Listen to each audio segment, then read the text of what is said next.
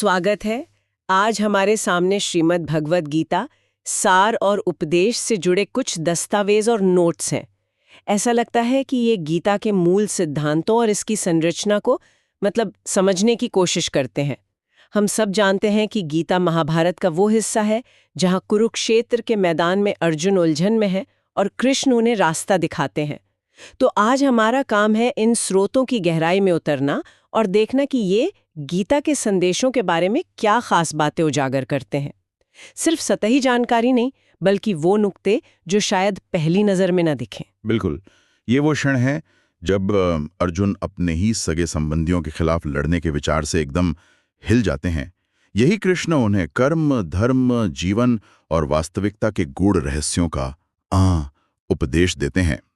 देखते हैं कि ये सामग्री इन शिक्षाओं को किस तरह प्रस्तुत करती है और क्या कोई नई या खास व्याख्या सामने लाती है। बहुत बढ़िया। तो चलिए इन विचारों की परतें खोलना शुरू करते हैं। पहली बात जो इन दस्तावेजों में साफ नजर आती है वो है गीता की पृष्ठभूमि, महाभारत का भीष्म पर्व, 18 अध्याय 700 श्लोक। और शुरुआत होती है अर्जुन के गहरे विषाद, उनके शोक और मोह से। हाँ, और यही से कृष्ण का उपदेश रूपी संवाद शुरू होता है। इन स्रोतों में कुछ मुख्य अवधारणाओं को रेखांकित किया गया है जिन्हें गीता की नींव कहा जा सकता है। ये सिर्फ अर्जुन की तत्कालीन दुविधा का हल नहीं है, बल्कि जैसा कि दस्तावेज इशारा करते हैं, ये जीवन जीने के सार्वभौमिक सिद्धांत हैं। इनमें सबसे पहले और शायद सबसे ज्यादा चर्चित है कर्मयोग। दस्तावेज कहते हैं फल की इच्छा किए बिना कर्म करना। मशहूर श्लोक कर्मण्यवाधिकारस्ते मा फलेषु कदाचन का जिक्र भी है। लेकिन ये तो हम अक्सर सुनते हैं। क्या इन दस्तावेजों में इस बात पर कोई खास रोशनी डाली गई है कि इसका व्यावहारिक मतलब क्या है? क्या ये सिर्फ हार जीत की परवाह किए बिना काम करते जाना है या कुछ और गहरा? ये सवाल बहुत महत्वपूर्ण है और हाँ, स्रोत इसे सिर्फ एक निष्क्रिय वैराग्य के रूप में नहीं देखते हैं।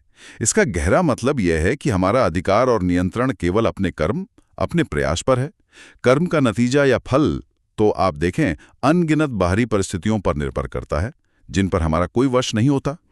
इसलिए ये दस्तावेज इस बात पर जोर देते हैं कि गीता हमें कर्म के प्रति पूरी ईमानदारी, पूरी निष्ठा और समर्पण रखने को कहती है, लेकिन साथ ही परिणाम से भावनात्मक दूरी बनाए रखने की सलाह देती है। दिलचस्प बात यह है कि एक विश्लेषण इसे सीधे तौर पर परफॉर्मेंस एक्सेलेंस से जोड़ता है। अच्छा, कैसे? तर्क यह है कि जब हम परिणाम की चिंता से मुक्त होकर सिर्फ कर्म की गुणवत्ता पर ध्यान केंद्रित करते हैं तो हमारा प्रदर्शन स्वाभाविक रूप से बेहतर होता है। ये सफलता के अहंकार और असफलता के गहरे दुख, इन दोनों अतिवादी भावनाओं से बचाकर एक तरह का मानसिक संतुलन या इक्वेनिमिटी इन एक्शन विकसित करने का रास्ता सुझाता है। अच्छा, तो ये सिर्फ वैराग्य नहीं बल्कि बेहतर कर्म करने का एक तरीका भी है। परिणाम की चिंता छोड़कर प्रक्रिया पर ध्यान देना कमाल है। कर्म के बाद अगला बड़ा विचार जो इन स्रोतों में उभारा गया है वो है ज्ञान योग, आत्मा और परमात्मा का ज्ञान। ये कहते हैं कि आत्मा न जन्म लेती है न मरती है। ये विचार थोड़ा दार्शनिक और अमूर्त सा लगता है। क्या स्रोत इसे रोजमर्रा की जिंदगी से जोड़ने की कोशिश करते हैं? हाँ, करते हैं। और यहीं पे स्रोत सांख्योग शब्द का भी इस्तेमाल करते हैं ज्ञान योग के साथ। ये दस्तावेज स्पष्ट करते हैं कि सांख्य योग मुख्य रूप से विवेकपूर्ण विश्लेषण डिस्क्रिमिनेटिव एनालिसिस के जरिए आत्मा और पदार्थ यानी शरीर और मन के बीच के मौलिक अंतर को समझने पर केंद्रित है। ये हमें याद दिलाता है कि जिसे हम मैं समझते हैं वो दो हिस्सों में बटा है। एक नश्वर शरीर जो बदलता है, बूढ़ा होता है और खत्म हो जाता है, और दूसरी हमारी असली पहचान आत्मा जो शाश्वत, अपरिवर्तनशील और अविनाशी है। स्रोत इस ज्ञान को महज एक बौद्धिक अभ्यास नहीं मानते। वे तर्क देते हैं कि इस समझ को गहराई से आत्मसात करने पर व्यक्ति मृत्यु के भय, नुकसान के शोक और सांसारिक चीजों के प्रति अत्यधिक मोह से धीरे धीरे मुक्त हो सकता है।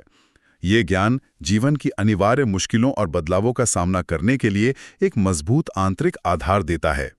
एक तरह से ये दुनिया को देखने का नजरिया ही बदल देता है। यानी ज्ञान सिर्फ जानना नहीं बल्कि उस ज्ञान से जीवन के प्रति अपने नजरिए को बदलना है। हाँ। आत्मा की अमरता का ये विचार वाकई गहरा है। तो कर्म का मार्ग हो गया, ज्ञान का मार्ग हो गया। अब भक्ति की बात करते हैं। स्रोत भक्ति योग का उल्लेख करते हैं, भगवान की भक्ति से मोक्ष।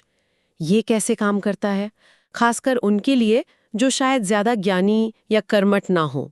क्या स्रोत इसे सबसे आसान रास्ता बताते? आसान शायद सही शब्द ना हो, लेकिन हाँ, स्रोत भक्ति योग को अक्सर सबसे सीधा और सर्वसुलभ मार्ग बताते हैं। ऐसा इसलिए क्योंकि यह जटिल तर्क वितर्क या कठोर साधनाओं के बजाय मुख्य रूप से हृदय की भावनाओं पर आधारित है। मतलब ईश्वर के प्रति श्रद्धा, प्रेम, पूर्ण समर्पण और अटूट विश्वास। इन दस्तावेजों के अनुसार भक्ति योग में व्यक्ति अपने सारे कर्म, अपने जीवन का हर पहलू ईश्वर को समर्पित कर देता है और खुद को पूरी तरह उनकी इच्छा पर छोड़ देता है। ये भावनात्मक जुड़ाव और विश्वास का मार्ग है। स्रोत इस बात पर जोर देते हैं कि इस पूर्ण समर्पण और प्रेम के जरिए भक्त सीधे परमात्मा से जुड़ जाता है, उनका अनुग्रह प्राप्त करता है और अंततः मुक्ति पा लेता है। ये उन लोगों के लिए विशेष रूप से उपयुक्त माना गया है जिनका स्वभाव भावुक और श्रद्धा प्रधान है। कर्म, ज्ञान, भक्ति, ये तीनों रास्ते सुनने में तो अलग अलग लगते हैं। क्या स्रोत इनमें से किसी एक को दूसरे से बेहतर बताते हैं या ये आपस में जुड़े हुए हैं? और इसी कड़ी में एक और बात जो इन स्रोतों में बार बार आती है वो है धर्म और कर्तव्य का पालन। कहा गया है कि अपने कर्तव्य का पालन करना ही सबसे जरूरी है। ये कर्म योग से कैसे जुड़ता है?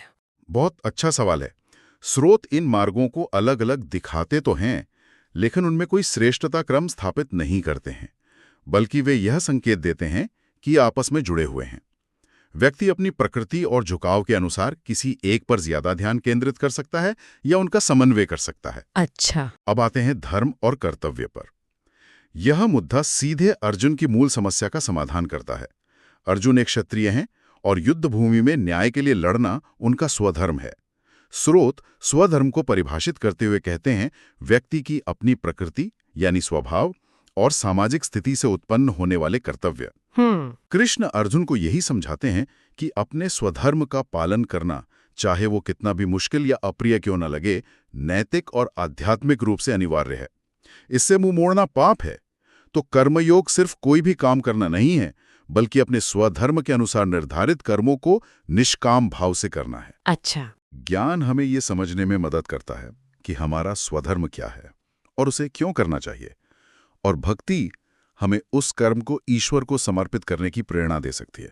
तो ये सब आपस में गुंथे हुए हैं। अच्छा, तो स्वधर्म यानी अपनी प्रकृति और भूमिका के अनुसार कर्म करना और उसे निष्काम भाव से करना ही कर्मयोग का सार है, ये स्पष्ट हुआ। एक और दिलचस्प अवधारणा जिसका जिक्र इन स्रोतों में है वो है समत्व योग, यानी सुख दुख, लाभ हानि, जय पराजय जैसे द्वंद्वों में समान भाव रखना, विचलित न होना। ये सुनने में तो बहुत ऊंचा आदर्श लगता है। क्या स्रोत इस बात पर भी कुछ कहते हैं कि इसे असलियत में हासिल कैसे किया जा सकता है? क्योंकि मन तो स्वाभाविक रूप से सुख में खुश और दुख में परेशान होता ही है। हाँ, ये वाकई एक ऊंचा आदर्श है और स्रोत इसे मानसिक स्थिरता और स्थायी आंतरिक शांति पाने की कुंजी मानते हैं। वे स्वीकार करते हैं कि जीवन में उतार चढ़ाव तो आएंगे ही।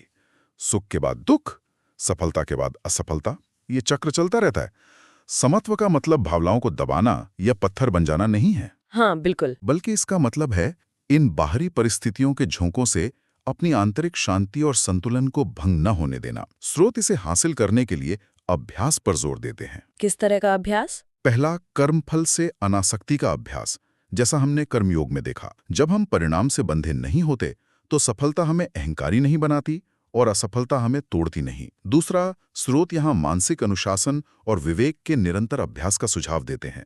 यह समझना कि ये सब अस्थायी हैं और हमारा वास्तविक स्वरूप इनसे परे है। कुछ व्याख्याएं यहाँ ईश्वर पर निर्भरता या शरणागति को भी समत्व प्राप्त करने में सहायक मानती हैं। तो हाँ, यह मुश्किल है, पर स्रोत इसे अभ्यास द्वारा संभव मानते हैं। यानी ये लगातार सजग रहने और अपने मन को साधने की प्रक्रिया है। अब अगर हम इन सभी योगों, कर्म, ज्ञान, भक्ति और समत्व को एक साथ देखें तो इन स्रोतों के अनुसार इनका अंतिम लक्ष्य क्या है? क्या ये सब एक ही मंजिल की ओर ले जाते हैं? स्रोत कहते हैं मोक्ष, सांसारिक बंधनों से मुक्ति और परमात्मा से मिलन। बिल्कुल सही।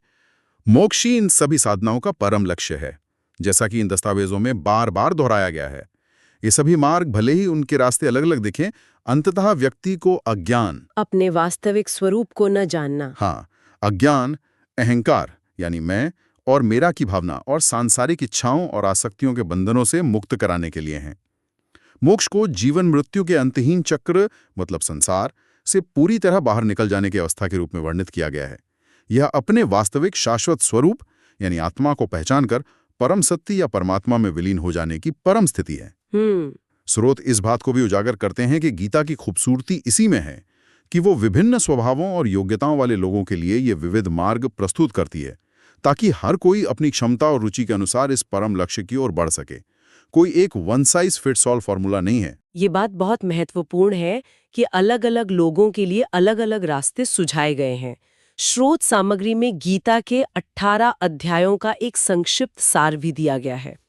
पहले अध्याय अर्जुन विषाद योग से, जहां अर्जुन पूरी तरह टूटे हुए और भ्रमित है, से लेकर 18वें अध्याय मोक्ष संन्यास योग तक, जहां कृष्ण अपनी शिक्षाओं का सार प्रस्तुत करते हुए अर्जुन को निर्णय लेने के लिए स्वतंत्र छोड़ देते हैं। क्या स्रोत इस संरचना के बारे में कुछ खास बताते हैं?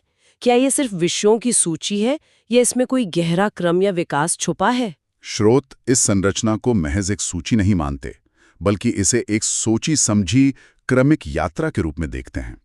ये अर्जुन और पाठक को भी धीरे धीरे अज्ञान और मोह की स्थिति से निकालकर ज्ञान, कर्तव्य और समर्पण की ओर ले जाने का एक मनोवैज्ञानिक और आध्यात्मिक रोड मैप है। अच्छा। हर अध्याय पिछले अध्याय पर बनता है और अगले के लिए जमीन तैयार करता है। उदाहरण के लिए, जैसा कि इन दस्तावेजों में बताया गया है, 11वां अध्याय विश्वरूप दर्शन योग एक नाटकीय मोड़ है। यहाँ कृष्ण अर्जुन के अनुरोध पर उन्हें अपना विराट ब्रह्मांडीय रूप दिखाते हैं। हाँ, वो तो बहुत प्रसिद्ध है। हाँ, ये अनुभव अर्जुन के मन में ईश्वर की सर्वव्यापकता, शक्ति और दिव्यता के बारे में किसी भी संदेह को मिटा देता है। ये बौद्धिक ज्ञान को प्रत्यक्ष अनुभव में बदल देता है। इसी तरह 14वां अध्याय गुणक्रय विभाग योग प्रकृति के तीनों गुणों सत्व, रजस और तमस की विस्तृत व्याख्या करता है।